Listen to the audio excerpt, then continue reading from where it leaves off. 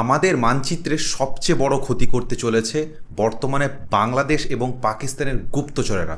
কারণ তাদের রাস্তা কাটার ছক কিন্তু কষেছে, আর শুভেন্দু অধিকারী কিন্তু এটা মেনে নেবে না। কারণ অমিত শাহের ছত্রছায়া এখন আছে, বাংলায় এসছে ডবল সরকার। এবারে আপনি ভাবছেন কেন, কি হচ্ছে, চলুন আপনাদের বোঝাই। ভারতের উত্তর পূর্ব অংশ বা সেভেন সিস্টার যদি এক রাতে বাকি দেশ থেকে পুরোপুরি বিচ্ছিন্ন হয়ে যায়, এটা কোনো কাল্পনিক গল্পের প্লট নয়, এটা ছিল আমাদের মানচিত্রের সবচেয়ে বড় ক্ষতি, যাকে আমরা শিলিগুড়ি করিডোর কিংবা চিকেন নেক্স বলি। এবার চীনের লাল ফৌজ আর পাকিস্তানের গুপ্তচরেরা বছরের পর বছর ধরে সেই 22 কিলোমিটার সরু রাস্তার কাটার ছক কষছে। কিন্তু গত কয়েক মাসের পর্দার আড়ালে এমন কিছু ঘটে গেছে যা বেজিং বা ইসলামাবাদ কল্পনাও করতে পারেনি। অমিত শাহ যখন সেনাপ্রধানের সাথে বদ্ধ করে একটা গোপন ম্যাপ নিয়ে বসছিলেন, তখন কেউ জানতো না 1947 এবং 1971 সালের সবথেকে বড় ঐতিহাসিক ভুল শুধরে নেওয়ার সময় এসে গেছে। ভারতের এই সিক্রেট অপারেশনের নাম খবরের চ্যানেলে পৌঁছায় না এবং ঢাকার কোনো জায়গায় কেউ জানতে পারে না। তখন থেকেই শুরু হয়েছে নতুন এক আতঙ্ক। কী সেই গোপন আদেশ? কেন 22 কিলোমিটার করিডোর রাতারাতি 42 কিলোমিটার হয়ে গেল?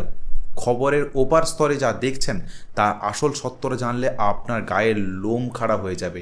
হ্যাঁ, 1 সেকেন্ড ওই ভিডিওটা স্কিপ করবেন না, কারণ আজ আমি ভারতের এমন এক নতুন ভূগোলের জন্ম নেওয়ার গল্প বলবো যেটা একদমই সত্যি।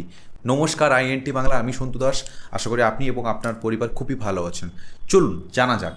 সাধারণ বর্ডারে পাহারা দেয় বিএসএফ, ঠিক আছে, কিন্তু হঠাৎ করে অমিত শাহ চিকেন নেক্সের দায়িত্ব তুলে দিলেন ইন্ডিয়ান আর্মির হাতে। কেন?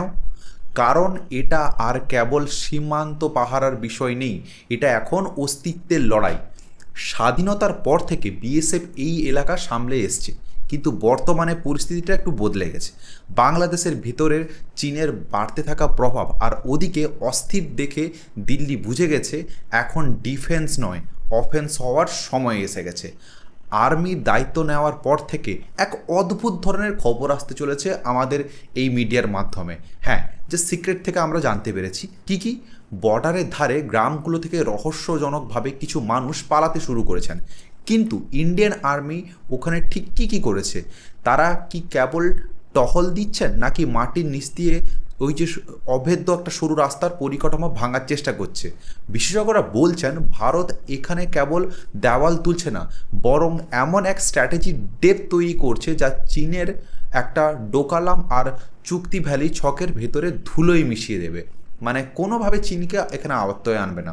অনেকে জানেন, যখন 1947 সালে যখন ভারত পাকিস্তানকে হারিয়ে বাংলাদেশ স্বাধীন করেছিল, তখন সুযোগ ছিল এই করিডোরের সমস্যার চিরতরে মিটিয়ে ফেলার। কিন্তু তৎক্ষণাৎ সরকার যে সময় হয়তো অতটাও গুরুত্ব দেয়নি, ভেবেছে পাশের দেশ থাকুক। বাংলাদেশ তখন ভারতের বড় ভাই ভাবত। কিন্তু সময় বদলে গেছে। আজ আপনি দেখতে পাচ্ছেন বাংলাদেশ চীনের ঋণের জালে জড়িয়ে ভারতের বিরুদ্ধে চোখ রাগানোর দুঃসাহস দেখাচ্ছে। আর এই জায়গাটায় কি করছে আমাদের বর্তমান মুখ্যমন্ত্রী মাননীয় শুভেন্দু অধিকারী? আমাদের রাজ্যের বাংলাদেশিদেরকে ঘাড় ধাক্কা দিয়ে বের করানোর একটা টেন্ডেন্সি নিয়ে নিয়েছে, কারণ এখানে কোনো চলবে না। আর এটাই কিন্তু দরকার ছিল। দেখুন, ভিডিওতে আগে যাওয়ার আগে মাঝখানে আপনাদের আমি একটা কথা বলি। আমাদের এই চ্যানেলটি আইএনটি বাংলা যদি আপনারা সাবস্ক্রাইব না করে থাকেন, সাবস্ক্রাইব করুন। আর আমাদের ফেসবুক পেজটাও যেটি আছে, প্রায় 3.5 লক্ষ মানুষ ফলো করেছেন, আপনিও ফলো করুন। দিলে অনেক কিছু জিনিস জানতে পারবেন, কারণ এই সমস্ত জিও পলিটিক্যাল ইনসাইডার ইনফরমেশান আমরা নিয়মিত প্রত্যেক দিন শেয়ার করি। তাই এখনই চ্যানেলটিকে সাবস্ক্রাইব এবং আমাদের ফেসবুক পেজটিকে ফলো করুন।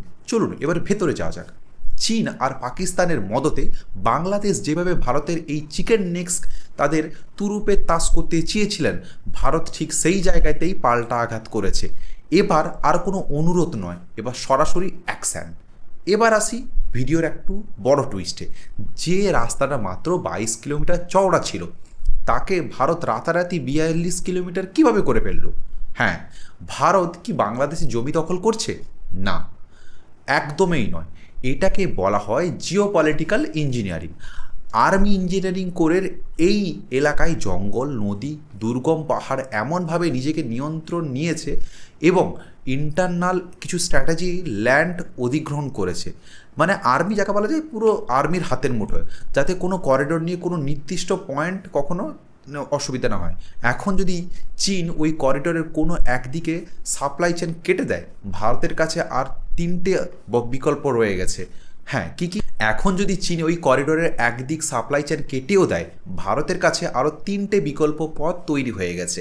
বেজিংয়ের স্যাটেলাইটে যখন এই ছবিগুলো ধরা পড়ল, তখন তাদের কপালে চিন্তার ভাঁজ পড়ে গেছে যে ভারত তো করে দিচ্ছে, ভারত কোনো যুদ্ধ ছাড়াই মানচিত্রের দুর্বলতা মুছে ফেলছে। এটা তো ঠিক নয়। মানে ওরা কিন্তু আমাদেরকে সবসময় যেন একটা দাপিয়ে রাখার প্ল্যান ছিল, কিন্তু ভারত বর্তমান সেই ভারত আর নেই। ভারতের এই পদক্ষেপে সবচেয়ে বেশি ভয় পেয়েছে চীন। কেন? কারণ শিলিগুড়ি করিডোরে সুরক্ষিত হওয়া মানে চীনের চিকেন নেক্স কাটাকাটির স্বপ্ন শেষ। অন্যদিকে বাংলাদেশের ভিতরে থাকা ভারত বিরোধী শক্তিগুলো এখন বুঝতে পেরেছে যে তারা আর ভারতকে ব্ল্যাকমেল করতে পারবে না। চীনের সিকেপ প্রজেক্ট যেমন মুখ থুবড়ে পড়েছে, ভারত এখানেই তার ঠিক উল্টোটা করে দেখিয়েছে। ভারতের এই নিঃশব্দ বিপ্লবের সেভেন সিস্টার আজ আগের থেকে 10 গুণ বেশি সুরক্ষিত করে দিয়েছে। অমিত শাহের এই কঠোর অবস্থান আর ইন্ডিয়ান আর্মির এই নিখুঁত প্রয়োগ প্রমাণ করে দেয় যে 1946 বা 1971 নয়, এটা 2026-এর নতুন ভারত। এই ভারত সীমানা বাড়াতে জানে না ঠিকই, কিন্তু নিজের সীমানাকে কীভাবে লোহার মর্মে ঠিক করতে হয় তা কিন্তু জানাতে ভারতের সেনা এখন বিশ্ব সেরা। আপনি জানতে পাচ্ছেন কিন্তু বর্তমান আমাদের মুখ্যমন্ত্রীও ঠিক একই কাজটা করছেন অমিত শাহের নেতৃত্বে। আমাদের বর্ডার কিন্তু আরও সুরক্ষিত করছে। যদি এই জিনিসটা আপনার জেনে ভালো লেগে থাকে, তাহলে এক্ষুনি ভিডিওটা একটা লাইক করুন। কারণ যারা আমাদের বর্ডারে পাহারা দেয়, বিএসএফ, তাদের জন্যই তো আমরা নিশ্চিন্তে রাত্রে ঘুমোতে পারি। তাদের জন্য একটা জয় হিন্দ কমেন্টে লিখে দিন। এবারে আপনাদের কি মনে হয়, ভারত কি আসলেই বাংলাদেশের উপর নির্ভরতা কমিয়ে সঠিক কাজ করছে, নাকি করিডোর নিয়ে আরও একটু বড় কোনো পদক্ষেপ নেওয়া উচিত ছিল? আপনার মতামতটা কমেন্টে কিন্তু আপনি জানাবেন। কিন্তু আমি একটা কথা বলবো, বাংলাদেশ কিন্তু আমাদের ওপর অনেকটাই ক্ষুব্ধ হয়ে আছে। তার মেন কারণ আপনি বুঝতে পেরেছেন, কারণ শুভেন্দু অধিকারী বলে দিয়েছে যে বাংলাদেশি কোনো লোক আমাদের এখানে থাকবে না, কারণ আমাদের টাকায় খাবে, আমাদের ধর্ম নিয়ে টানাটানি করবে এবং আমাদের কিন্তু কর্মসংস্থান নিয়েও টানাটানি করবে। এছাড়াও যেটা মেন শুভেন্দু অধিকারী মাননীয় মুখ্যমন্ত্রী করেছে, সেটা কি? বাংলাদেশের মতো আমাদের দেশে এরকম বিয়েও শেষ, মানে মুসলিম নীতির শেষ। কেন আপনি ভাবছেন ইউসিসি এনেছেন ইনি? হ্যাঁ, আপনাকে একটা ছোট্ট উদাহরণ দিয়ে আমি বোঝানোর চেষ্টা করছি। ভাবুন তো, আপনি এক দেশে বাস করছেন যেখানে এক পাড়ার মানুষের জন্য এক আইন আর অন্য পাড়ার জন্য আলাদা আইন। এটা অবিশ্বাস্য মনে হচ্ছে, কিন্তু বছরের পর বছর ধরে ভারত ঠিক এইটাই হয়ে আসছিল। হ্যাঁ, মানে বর্তমানে পেছনের কথা বলছি, কিন্তু এখন এবার সময় বদলে গেছে। বর্তমান প্রধানমন্ত্রী নরেন্দ্র মোদী এবং আমাদের অমিত শাহজি হাত ধরে বাংলায় আসছে এক ঐতিহাসিক পরিবর্তন। বাংলাদেশের মতো 4 বিয়ে বা 15 বছর বয়সের মেয়েদের বিয়ে দেওয়াটা ঠিক কি এবার শেষ হতে চলেছে? কারণ হঠাৎ পশ্চিমবঙ্গে ইউসিসি বা অভিন্ন দেওয়ানি তোলপাড় শুরু হয়ে গেছে। পর্দার আড়ালে দিল্লি থেকে কলকাতা এমনকি গোপন ডিল হয়েছে, যার ফলে তথাকথিত পার্সোনাল ল তাসের ঘর আজ পুরো ভেঙে যাওয়ার মুখে। আজ এই ভিডিওতে আমরা আরও একটা জিনিস নিয়ে কথা বলছি, কারণ এটা জানলে আপনার পায়ের তলার মাটি সরে যাবে। তাই কারণে আমি আপনাকে বলবো ভিডিওটা স্কিপ এখন আর করবেন না, কারণ শেষ অবধি দেখুন। আমি সত্যিই পর্দা ফাঁস করব, কারণ বাংলাদেশিরা আমাদের ভারতকে ভাবে পুরো নগণ্য, কিন্তু আপনার জানলে অবাক হয়ে যাবে। আমরা দেখেছি ভোটের রাজনীতির স্বার্থে গত মুখ্যমন্ত্রী অনেক ধরনের অনেক কাজ করেছেন। তিনিই কিন্তু বলতে পারেন একটা প্রসঙ্গে বাংলাদেশিদের সাহায্য করেছেন এখানে থাকার জন্য। অনেক রাজনৈতিক দলই প্রচার করে আসছিলেন ইউসিসি এলে নাকি ধর্ম বিপদে পড়বে, কিন্তু দর্শক, এটাই ছিল আমাদের কাছে সবচেয়ে বড় গ্যাপ। সত্যি হলো ইউসিসি কোনো ধর্মের বিরুদ্ধে নয়, বরং এটি নারীদের অধিকার রক্ষার এক বিশাল অস্ত্র। বিধানসভার অন্তর্মহলে কান পাতলে এক চাঞ্চল্যকর তথ্য শোনা যাচ্ছে। সোমবার দিন মুখ্যমন্ত্রী শুভেন্দু অধিকারী ইউসিসি নিয়ে যখন মুখ খুলবেন, তখন কেবল আইন নয়, বরং এক নতুন স্ট্র্যাটেজির কথা জানাবেন। আমি ইনসাইডার সোর্স থেকে জানতে পেরেছি উত্তরাখণ্ড, গুজরাট, আসামের পর বাংলার পালা। পাকিস্তান বা বাংলাদেশের মতো দেশে যেখানেই ধর্ম নিয়ে নারীদের ওপর জুলুম করা হয়, সেই মডেল এবার এ দেশ থেকে চিরতরে মুছে ফেলা হবে।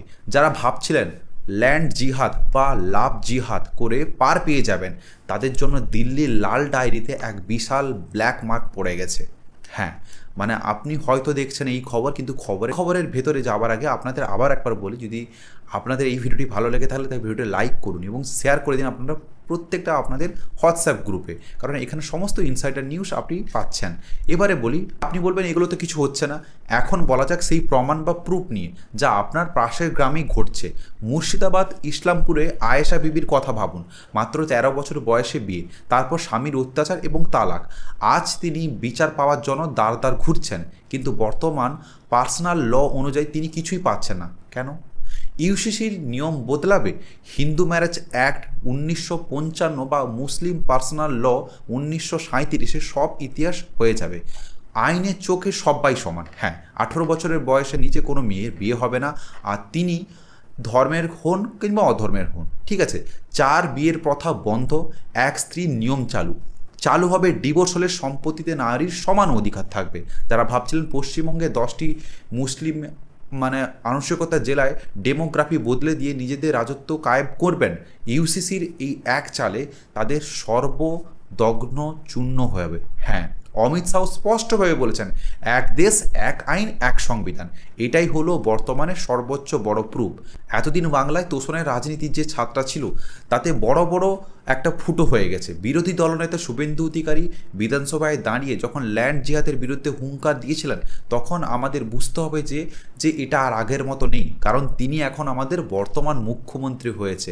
হ্যাঁ, আমাদের কাছে একটা বড় পাওনা আমরা পেয়েছি। এরা আপনার একজন সাধারণ মানুষ হিসেবে একটা প্রশ্ন আপনাকে আমি করি। দেখুন, আপনি কি মনে করেন যে আধুনিক যুগে কোনো বিশেষ ধর্মের মানুষের জন্য আলাদা লাইন থাকা উচিত? কেন বাংলাদেশের মতো পিছিয়ে পড়া আইন আমাদের এদেশের নারীদের উপর চাপিয়ে দেওয়া হবে? আপনি কি চান আপনার ঘরের মেয়েরও ও সুরক্ষা এবং মর্যাদা এক পাক? আপনার মনে এই আবেগ বা যুক্তি যদি থাকে তা সরাসরি কমেন্ট বক্সে লিখে জানান। আপনার এক একটি কমেন্ট আমরা প্রত্যেকে পড়ি এবং ওই এক একটি কমেন্টে কিন্তু আমাদের পরিবর্তনের লড়াই বা অক্সিজেন আমরা পাবো। হ্যাঁ, আপনি ভাবছেন একটা লাইক করছেন কিংবা একটা কমেন্ট করছেন ছোট্ট করে, কী হবে, কিন্তু দেখুন আপনার একটা কমেন্টে কিন্তু আমরা অনেক কিছু জিনিস পাবো। ইউসিসি কেবল একটা আইন নয়, এটা এক ভারতের ইন্টেলেকচুয়াল সার্জিক্যাল স্ট্রাইক। আমরা চাই না বাংলাদেশের মতো আমাদের পশ্চিমবঙ্গ হোক, পশ্চিমবঙ্গের একটা নিজস্ব জিনিস হোক, কারণ পশ্চিমবঙ্গ দিল্লি আজ প্রমাণ করে দিল যে তারা কেবল সীমান্তে লড়াই করে না, তারা দেশের ভিতরে কুপথাগুলোকেও উপড়ে ফেলতে জানে। আর বর্তমান ডবল ইঞ্জিন সরকার আমাদের এসে গেছে। সামনে সোমবার বিধানসভায় মুখ্যমন্ত্রী শুভেন্দু অধিকারী যখন গর্জে উঠবেন, তখন দেখবেন তথাকথিত সেকুলার দলগুলো কীভাবে মুখ লুকানোর জায়গা পাবে না। হ্যাঁ, আমি আজকে কথা দিচ্ছি, ইউসিসি কার্যকর হলে বাংলায় যে সামাজিক বিপ্লব আসবে তার প্রতিটা ইনসাইট নিউজ আপনাদের প্রত্যেক দিন এই চ্যানেলের সন্ধ্যে 7টার সময় এনে দেখাবো। হ্যাঁ, আজকে এই পুরো ভিডিওটা যদি আপনার একটু ভালো লেগে থাকে এবং আপনার একটু রক্ত গরম করে থাকে, তাহলে ভিডিওতে লাইক করুন। আর প্রত্যেক দিন এই চ্যানেলে 7টার সময় আপনি ভিডিও পাবেন। আমি আসবো আপনাদের সমস্ত কিছু ডেটা জানাবো, যেটা নিরপেক্ষ হিসেবে, কোনো চটিচাটা বা পাচাটা নিয়ে না, সবটাই আপনাকে সত্য তুলে ধরবো আন্তর্জাতিক নিউজ এই চ্যানেলের মাধ্যমে। যদি ভিডিওটা ভালো লেগে থাকে লাইক এবং কমেন্ট করবেন। নমস্কার, ভালো থাকবেন, সুস্থ থাকবেন, দেখা হচ্ছে কালকে আবার এই সময়।